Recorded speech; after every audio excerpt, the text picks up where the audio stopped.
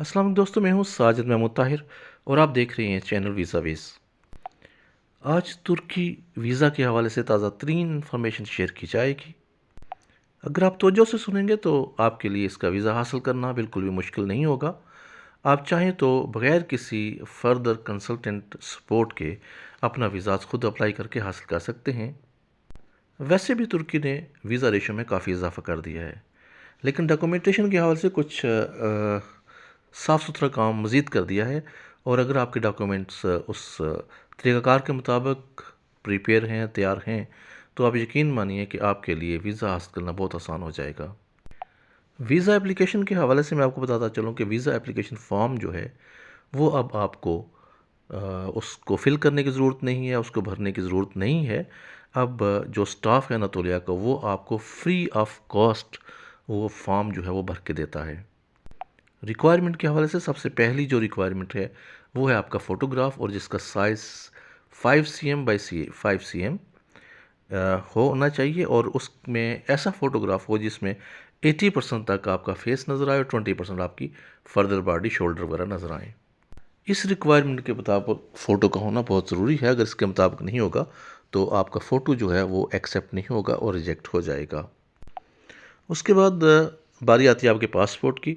आपके पास चाहे एक पासपोर्ट है या एक से ज़ायद हैं, वो सारे पासपोर्ट आपको चाहिए होंगे। और जो पुराना पासपोर्ट है उसका बायोडाटा, और अगर आपका बायोमेट्रिक डेट जो पेज होता है बायोमेट्रिक पेज वो वाला, और उसके अलावा सिग्नेचर वाला पेज, और अगर आपकी कोई ट्रैवल हिस्ट्री है तो उसकी कापीज़ भी साथ लगाना पड़ेंगी।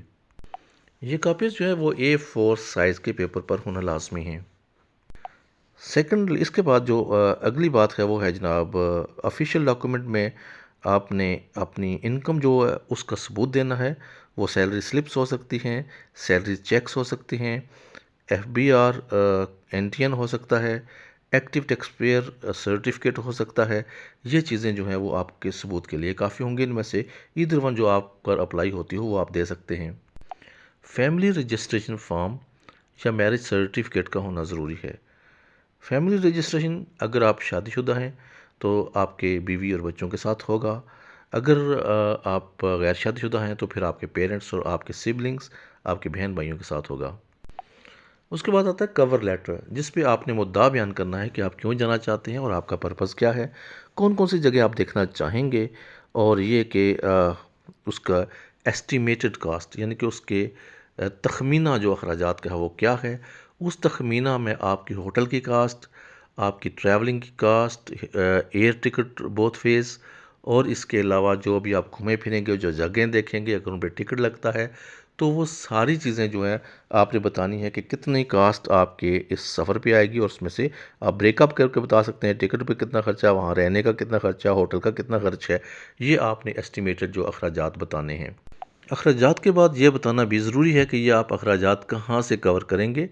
अगर आप के पास सेविंग बैंक स्टेटमेंट है, सेविंग अकाउंट है, या फिर आपके पास कोई फ़िक्स डिपॉज़िट है, या आपके पास कोई करंट अकाउंट है, जो भी आपका फाइनेंशियल डॉक्यूमेंट है वो सबूत के तौर पर आप पेश करेंगे और कहेंगे कि हाँ जी, ये पैसा मैं इस जगह से लूँगा। जैसे आपके पास कोई प्राइज़ बॉन्ड पड़ा हुआ है तो आप वो भी दे सकते हैं, जी ये मैं प्राइज़ बॉन्ड जो है ये तुड़वा के तो मैं जो है वो जाके अपने सफ़र के अखराजात पूरे करूँगा। या फिर बैंक स्टेटमेंट दे सकते हैं। और अगर आपके पास साथ कोई और बंदा भी सफ़र कर रहा है, आपको कंपेनियन है, आपका दोस्त है, आपकी फैमिली मेम्बर है, तो उसका आपने सबूत देना है। उसके पास वीज़ा है, नहीं है, ब्रिटिश पासपोर्ट है, या फिर वो उसके पास रेजिडेंट कार्ड है, जो कुछ भी है उसकी तमाम मालूमात भी आपने इसी कवर लेटर में बता देनी है। और सबसे इम्पॉर्टेंट जो बात है वो ये है कि कवर लेटर सिर्फ एक पेज पे हो, एक पेज से ओवरलैप ना करे। अगर एक पेज पे ज़्यादा होगा तो फिर आपका वो लेटर एक्सेप्ट नहीं होगा और आपको अनातोलिया से बाहर आना पड़ेगा। और फ़ंड्स के हवाले से आपने यही बताना है जो आपने बैंक स्टेटमेंट जहाँ पे आप आज खुद विदाउट एनी फर्दर सिग्नेचरी, यानी कि आपका जॉइंट अकाउंट ना हो, आपका पर्सनल अकाउंट हो, कहीं से भी आपके फ़ंड्स किसी भी फाइनेंशियल इंस्टीट्यूट में पड़े हुए हैं तो आप दे सकते हैं। जहाँ से आपके पास एक्सेस हो आप निकाल सकते हो। बैंक स्टेटमेंट आपको 3 माह की देनी लाजमी है। और 3 माह इस तरह की स्टेटमेंट हो कि 10 जब आपने प्रिंट आउट लिया हो बैंक से तो 10 दिन उस पर ना गुजर चुके हों जब आप जमा कराने जाएं। मतलब 10 दिन से पुरानी ना हो और 3 माह की बैंक स्टेटमेंट हो। अकाउंट मेंटेनेंस लेटर जो है वो सिर्फ़ और सिर्फ़ एप्लीकेबल है पंजाब, सिंध और बलूचिस्तान के लिए, जबकि केपी के मतलब केपी के खैबर पख्तूनख्वा, उसके बाद जनाब आ जाएँ आप रावलपिंडी इस्लामाबाद और एजे के यानी कि आज़ाद जम्मू कश्मीर, उनके लिए ये बैंक अकाउंट मेंटेनेंस लेटर जो है ये लाजमी बिल्कुल भी नहीं है। उसके बाद आपने ये भी प्रूफ करना है कि आप वापस आ जाएंगे, और बेस्ट तो ये है कि आप वहाँ की यहाँ की टाइज शो कर दें, ज़्यादा आपने बिज़नेस करें या एम्प्लॉयमेंट है कुछ भी है वो तो ऑलरेडी है ही है। इसके अलावा जो आपने देना है वो आपका रिटर्न टिकट या ऑनवर्ड जर्नी, आपने तुर्की के अलावा कहीं जाना है या फिर आपने तुर्की से ही वापस आना है तो वो रिटर्न या ऑनवर्ड जर्नी का जो टिकट है वो आपने उसकी बुकिंग है, रिज़र्वेशन है वो प्रोवाइड करनी है, या फिर आपने ट्रांज़िट करना है तुर्की का तो वो भी आपने रिज़र्वेशन प्रोवाइड कर देनी है। और सिक्योर्ड अकोमोडेशन हो आपकी, यानी कि जब आप तुर्की जाएं तो वहाँ पर आपका होटल जो है वो बिल्कुल सिक्योर वहाँ पे बुक हो, और वो उसमें कभी भी वो आपके जाने से पहले कैंसिल ना हो।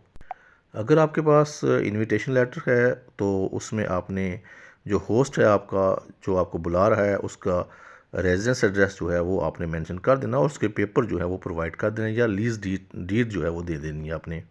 ट्रैवल हेल्थ इंश्योरेंस में आपने नॉर्मली जो रिक्वायर है शेंजन के लिए वो है 30,000 से 30,000 यूरो या 50,000 यूएस डॉलर, ये कवर करता हो जितना भी आप बता रहे हैं। तो ये ट्रैवल हेल्थ इंश्योरेंस जो है वो इंटरनेशनली रिकगनाइज हो कंपनी जो आपको प्रोवाइड कर रही हो तो वो आप दे सकते हैं। ये तमाम डॉक्यूमेंट जो मैंने आपको बताए हैं ये हैं मैंडेटरी, यानी कि लाजम है हर एप्लीकेंट के लिए। उसके बाद आपकी कैटेगरीज डिफरेंट हो जाती हैं तो उनके लिए फिर आपको कंडीशनल डॉक्यूमेंट चाहिए होते हैं। मिसाल के तौर पे आपके अगर आप गवर्नमेंट के मुलाजिम हैं, गवर्नमेंट एम्प्लॉई हैं, तो फिर आपको एक्स पाकिस्तान लीव और एनओसी अपने इदारे की तरफ से देना लाजमी है। अगर आप किसी कंपनी की तरफ से जा रहे हैं और अगर कंपनी किसी और मेंबर के पास उनके पास स्टिकर वीज़ा है या ई वीज़ा है या रेजिडेंट परमिट है तो फिर आपने वो उसका रिक्वायर्ड डॉक्यूमेंट जो है वो आपने प्रोवाइड कर देने हैं। और अगर ऐसा है कि आप कोई स्पॉन्सर है, आपको कोई स्पॉन्सर कर रहा है यहाँ से यानी कि पाकिस्तान के अंदर से या किसी भी आपके जो है वो नेटिव कंट्री से वो कर रहा है, तो उस पे आपने एफिडेविट लेटर जो है वो एफिडेविट पर देना है स्पॉन्सर स्टाम्प पेपर पर, और उसके बाद जनाब जिसमें ये लिखा हो कि वो तमाम के तमाम अखराजात आपके वो बर्दाश्त करेंगे, और उनकी इनकम का प्रूफ जो है जैसे बिज़नेस के पेपर्स हैं, एनटीएन है, बैंक स्टेटमेंट है, सैलरी स्लिप्स हैं, ड्यूरेशन है एम्प्लॉयमेंट की, ये सारी उसमें लिखी होनी मौजूद होनी चाहिए, क्योंकि जो बंदा स्पॉन्सर कर रहा है उसके भी वही तमाम के तमाम डॉक्यूमेंट चाहिए होंगे। और ये कि आपका उस बंदे के साथ क्या रिलेशन है, वो आपको क्यों सपोर्ट कर रहा है। और अगर आपका जो स्पॉन्सर करने वाला बंदा है आपके नेटिव कंट्री में नहीं है, ओवरसीज़ में है, जैसे मिसाल के तौर पर मेरा जो भाई है वो यूके से तुर्की आ रहा है और मुझे कह रहा है कि आप भी आ जाओ और तमाम मैं आपके अखराजात जो हैं मैं बर्दाश्त करूँगा, तो फिर वो जो उसका स्पॉन्सरशिप लेटर है, जो उसका लेटर ऑफ कंसेंट है, जो उसका स्पॉन्सरशिप डिक्लेरेशन है, वो मुतलका मुल्क की एम्बेसी से मिशन से अटेस्ट होना चाहिए। मिसाल के तौर पर अगर मेरा है, भाई का है, तो वो पाकिस्तान एम्बेसी से अटेस्ट करवा के हमें भेजेगा। अगर एप्लीकेंट का पुराना पासपोर्ट कहीं गुम हो गया है तो उसके लिए उसे लास्ट रिपोर्ट जो है पुलिस की वो देना लाजमी है। और अगर कहीं बाहर गुम हुआ है, जैसे एक बंदे का वो तुर्की गया और वहाँ पे गुम हो गया, तो फिर वहीं उसने लास्ट रिपोर्ट कराई, और वो लास्ट रिपोर्ट जो है उसकी इंग्लिश ट्रांसलेशन लाजमी है। किसी भी मुल्क में गया उसकी इंग्लिश ट्रांसलेशन करवा के वो आपने साथ में ऐड कर देनी है। और अगर एप्लीकेंट बिजनेसमैन है तो उसके ज़ाहिर बिज़नेस के डॉक्यूमेंट लगेंगे, कंपनी का लगेगा, और ये साबित हो कि आप उस कंपनी के ऑनर हैं। ऑनरशिप जो है वो उसमें से आपके पेपर्स में से सामने आनी ज़रूरी है। और कंपनी की फाइनेंशियल स्टैंडिंग्स क्या हैं, कंपनी का यानी कि अपनी बैंक स्टेटमेंट जो कंपनी की होती है, पर्सनल बैंक स्टेटमेंट ना हो, कंपनी की बैंक स्टेटमेंट वो भी देना ज़रूरी है। अगर एप्लीकेंट जो फ्रीलांसर है इंटरनेट पे काम कर रहा है तो फिर उसका ना वो कंपनी जो रजिस्ट्रेशन है उसकी वो कॉन्ट्रैक्ट साइन है वो भी आपने देना है। अगर आप प्रोफेशनल हैं और प्रोफेशनल से मुराद ये है कि अगर आप डॉक्टर हैं, इंजीनियर हैं, वकील हैं, तो फिर आपने मुतलका सर्टिफिकेट डिग्री वाले जैसे पीएमडीसी है, जैसे इंजीनियरिंग काउंसिल है, जैसे बार एसोसिएट है, उनके जो लेटर्स हैं वो रेफरेंस लेटर होना ज़रूरी है। स्किल सर्टिफिकेट जो है वो भी आपके लिए लाजम है अगर आप उसमें क्वालिफाई करते हैं तो। अगर प्राइवेट एम्प्लॉयमेंट है, प्राइवेट मुलाजमत है, तो फिर जो आपका एम्प्लॉयर है, जो आपका आजर है, उसकी तरफ से एक लेटर होगा और जिसमें आपका नाम और सरनेम और टाइटल मेंशन होगा, सैलरी मेंशन होगी, आपकी ड्यूरेशन ऑफ एम्प्लॉयमेंट कितनी है, कितना अर्सा से आप मुलाजमत कर रहे हैं, कॉन्ट्रैक्ट मुलाजमत है या परमानेंट मुलाजमत है, वो सारी चीज़ें आप उसने अपने लेटर हेड पे लिख के आपके हवाले करनी है। और 3 मंथ की जो सैलरी स्लिप्स हैं वो भी आपने साथ में शामिल करनी है। कैश, बैंक डिपॉज़िट वगैरह वो भी आप प्रोवाइड कर सकते हैं। और अगर आप स्टूडेंट हैं तो फिर एक जस्ट एक लेटर जो है वो एनरोलमेंट का होना चाहिए एजुकेशनल इंस्टीट्यूट की तरफ से, कॉलेज से या यूनिवर्सिटी से, और कि आप बोनाफाइड स्टूडेंट हैं, बस यही काफ़ी है। तो अडल्ट के लिए तो इतना ही है, लेकिन अगर एप्लीकेंट जो है उसकी उम्र जो है वो 18 साल से कम है और वो सफ़र करना चाहता है बग़ैर पेरेंट्स के, तो उसके पेरेंट्स की तरफ से लेटर ऑफ कंसेंट जो है वो देना ज़रूरी है।